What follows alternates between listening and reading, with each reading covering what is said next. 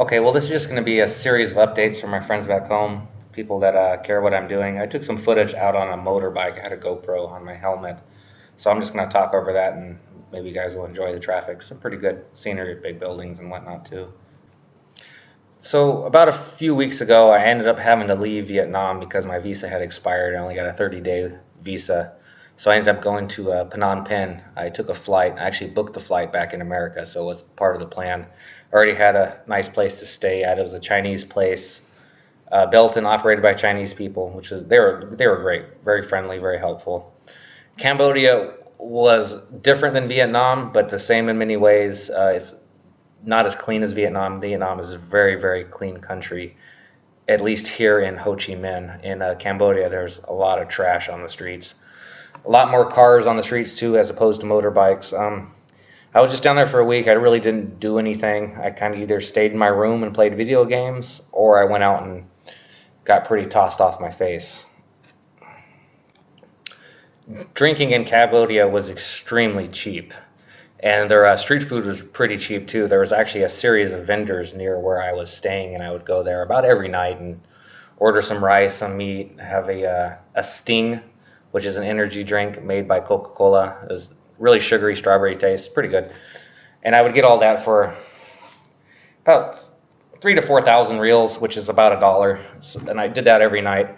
I did a lot of exploring while I was there too. I saw different aspects of the city, from the really poorer sides to the more upscale sides. There's a lot of Buddhist temples and stuff out there, which were very beautiful. I took a lot of good pictures and put them on Facebook for those of you that follow me on Facebook if you want to check those out.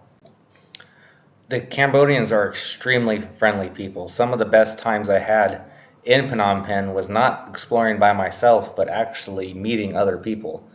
One example is near the street vendors area. I went and sat off to the side, had my food, and I also saw some dark alleyways, so I was like, you know what, let's be a little adventurous, let's walk down this and see what happens.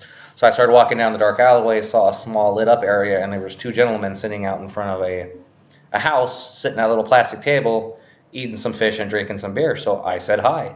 They didn't speak very good English, but it didn't matter. I sat down and had some beer with them, they shared their fish, and I actually visited them for several nights. We used Translator to communicate. Google Translate's very big in both Vietnam, and it was very helpful in Cambodia. You can pretty much say entire sentences or ideas into it, and it'll translate it. Not perfectly, but it'll translate it nonetheless. One time I was out for one of my evening walks. It might have actually been after I visited my friends in the alleyway, and I was attracted by the sound of what seemed to me to be live music. So I went to investigate it. It was a barbecue joint, and sure enough, it was live music. They weren't very busy. They were very excited to see me. The staff and manager spoke pretty good English. I ordered a steak, which was ordered a medium rare. It was cooked perfectly, a little on the gritty side, or a little, there's a lot of fat on it, but it was still delicious. I had a beer, and during that time, the manager and the staff would come down and sit with me, and they had beers of their own, and they sit there and drink with me. So I said, I'm going to sit here for a little bit and have another beer, enjoy the music. Another beer turned into a few more beers, and the other table cleared out. And what happened was some of the off-duty staff ended up coming in. They brought their friends, they brought their girlfriends. It turned into a big old gathering of drinking wine and drinking beer and eating food. And a good portion of them spoke English, so they were happy to talk to me and include me in their festivities, and actually made some pretty good friends that night. So a couple of us made plans to go out the next night. So I met up with those guys. They put me on the back of one of the motorbikes, and we went all over Phnom Penh. They took me to different clubs, different bars, different eating establishments, different hangout spots, and they insisted on paying for everything. And one time I felt so guilty that they were paying for everything, I actually snuck a round of drinks in for everybody behind their back and got scolded. I was told, don't do that again, don't spend any of your money. Drinking is extremely cheap in Cambodia. You can get a cocktail for $1 to $2, a draft beer for under $1, so it was really hard not to partake in that most of the time. I didn't really accomplish much there. Not that there was much to accomplish, but I guess I could have went to the more touristy areas and experienced the killing fields or something like that, or visited some of the temples, but I didn't do any of that. The good thing about Phnom Penh, Cambodia, it was only a 30-minute flight, and I could get there again at any time, and it's cheap to stay there, so I will definitely be visiting there again.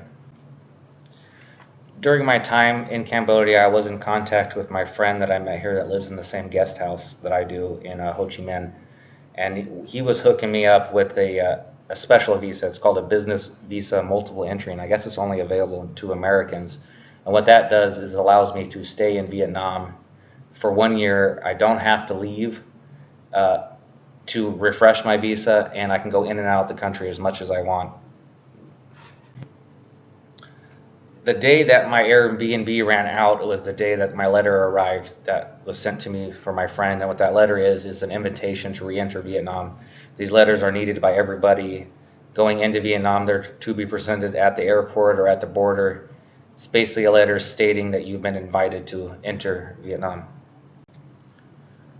Once I had my letter in hand, it was time to go back to Ho Chi Minh City. Unfortunately, I had overstayed the checkout time at my Airbnb, so I booked another night. I went back to my Airbnb room and got on my laptop and found a bus ticket, very cheap, same day. I was actually leaving at 1 in the morning on a hotel bus. A little shortly after daylight, we arrived at the border, and we all filed out of the bus, and we all went to the Cambodian booth and checked out of Cambodia. And then we crossed to kind of a no man's land, which is a neutral area between countries. We waited for the bus to drive through. We all got back on the bus, and then we drove to the Vietnam side, at which point we all filed out of the bus again and went into the Vietnam side. Getting the visa there took me a little longer than everybody else. It actually took me about 30 to 45 minutes longer, because apparently getting the 1 year multiple entry business visa takes a while. So luckily the bus was kind enough to wait for me, and once we got done with that process, we all got on the bus and drove to Ho Chi Minh. The bus arrived at the backpacker area of Bui Vien in Ho Chi Minh City about 10:30 to 11 a.m. I got off the bus, found myself a motorbike that was willing to take me to Street Co Bac in Co Giang Ward of District 1, where I was staying before. I restarted my stay here at Guest House Tan on Co Bac. This time I took a room with a balcony because I like to smoke cigarettes, and at least this time I could go out to a balcony and do it. All the same amenities are included as they were before, but for $50 more because it is a bigger room and does have a balcony. But the electricity is included, I have a refrigerator, Wi-Fi is included, and I get cleaning twice a week. Up until about 2 weeks ago, anytime I wanted to go somewhere beyond walking distance, I would use a service called Grab. Grab is a lot like Uber or Lyft back in the States. And it's pretty cheap to get around. What I'd usually do is I'd call a motorbike, and a motorbike would pick me up, and I'd sit on the back and go wherever I needed to go. However, as I was starting to feel a bit more adventurous and wanted to go to further parts out in the city, I decided why not? I'm just going to get my own motorbike. I had heard of a place called Saigon Bike Rentals from another YouTube vlogger that I watched. So what I did is I got on their website, and they didn't have a very big selection of bikes. They had maybe 10 of them, but I found one I liked, and it's about $40 a month, which is 1 million dong, and decided that I would walk over there and check out a bike. Saigon Bike Rentals, which was actually called Dragon Bikes, was pretty close to my house. It was owned by an American guy, so of course I spoke fluent English. I explained to him that I have never been on a motorbike except for one time when I was really, really young, and my experience with that was pretty much hitting the accelerator and going right into the fence. So he gave me a rundown on how to start the bike, where the fuel goes. I mean, seems like common sense to a lot of you guys, I'm sure, but to me this was all new. My plan was to go out on the bike late at night and kind of get used to operating it. But what happened was that night, my friend, who also lives here in the same guest house as me, decided to take me out. I think it was about 9 p.m. And to be honest, it was terrifying. I could barely control the bike. The other bikes in the street, would drive really close, and it was very scary. I could barely turn the bike, and my confidence on driving that bike around Saigon was just 0%. I did not think I was going to be able to do it. That same night at about midnight, I decided I was going to take the bike out by myself and just go while there was very little traffic on the street. So I ended up driving around for 4 or 5 hours. I went all the way to the outer edges of Ho Chi Minh, got on the highways, stopped at places and had a Mountain Dew, And by the end of the night, I was feeling quite confident on the motorbike, but not quite 100%. The next night, I did the exact same thing, 4 or 5 hours. The night after that, I did another 4 or 5 hours. And then the night after that, I actually went out a little bit earlier. I went out at about 8 or 9 p.m. That way there was still a little bit of traffic, but not quite rush hour. And I got used to that. And slowly over time, I felt confident enough to drive all the way out to Tuduk, and which is about an hour from where I'm staying, and I would go there and back. Over the next few nights, I would pick out spots on Google Maps that were a good distance from where I was living, anything that would fulfill my immediate needs, such as coffee, or a restaurant for food, or a supermarket for grocery shopping, and I would go out into traffic and I would just drive. And I did have a couple close calls, a few mishaps here and there due to my inexperience by accelerating too hard or accelerating when I meant to brake or driving a little too close or not taking a turn properly. But over time, I got pretty good at driving the motorbike, and I feel like I'm about 100% confident on the motorbike now. It's actually quite easy once you get used to it, but also quite hectic in Saigon traffic, especially during rush hour. In fact, I actually got so confident just about a few days ago. I started driving around with people on the back of my motorbike, friends and whatnot that I have here. And one guy is actually a good 20 kilos heavier than me and really upsets the balance of the bike, especially in turning, but I can handle it and it's a lot of fun. So let's go back to a place I mentioned earlier called Wings, and its real full name is Saigon Hot Wings. This place was introduced to me by a friend of mine here named Graham, who is an older guy from England. He's actually helping me get through a course that I'm taking here, but I'll get into that some other time. And since he introduced me to it, I've actually been going there every night. It's a place for not for expats, but it's definitely attended by a lot of expats, and the owner is a Korean American guy. Everyone there speaks really good English. And the first night I was there, I ended up befriending a guy named David, and he actually works there. I usually don't arrive there till about 11 p.m. because I'm usually busy doing other things, but I'll stay there till about 2 a.m. and I'll have 3 or 4 beers. A beer there is 30,000 dong for the cheapest one, which is about moderately priced but not expensive. You can get beer at some places for as low as 12,000, but the average is about 20. I've met a lot of interesting characters there too, and a lot of expatriates, made a lot of friends, played some pool, had a lot of good times, and I'll definitely be going there a lot. I really enjoy the place. They serve food there too, of course. Hot Wings, which is the name of the place, which I've yet to try, surprisingly.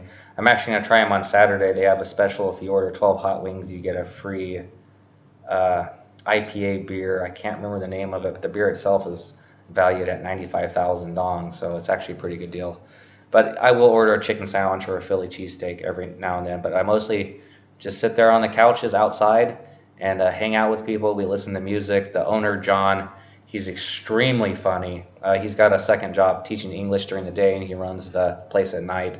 He tells great stories. He gets everybody involved. He's just a funny guy, and I really enjoy his company.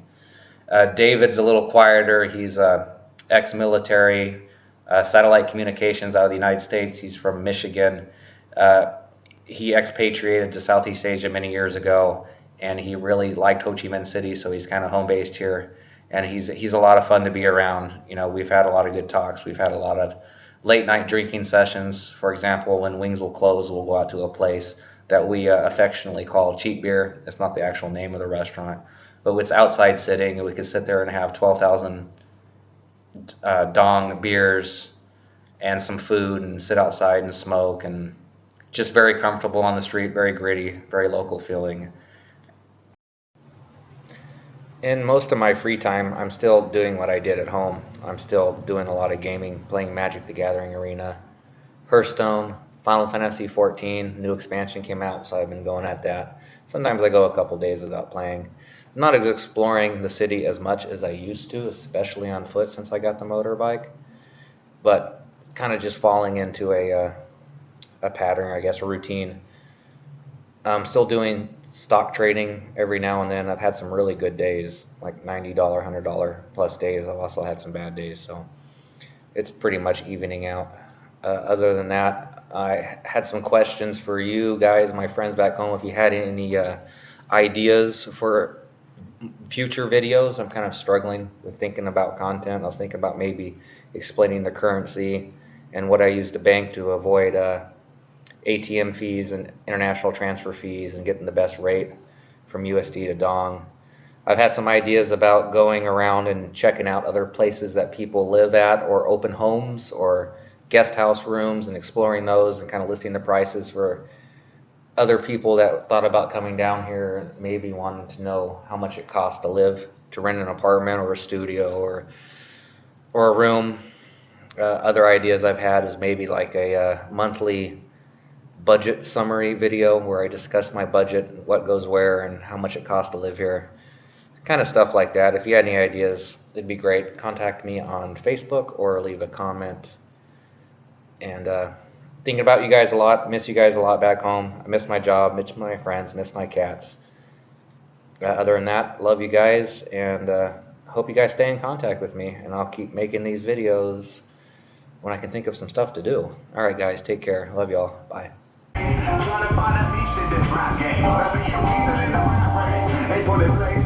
There we go. Uh-oh. There we go. That's...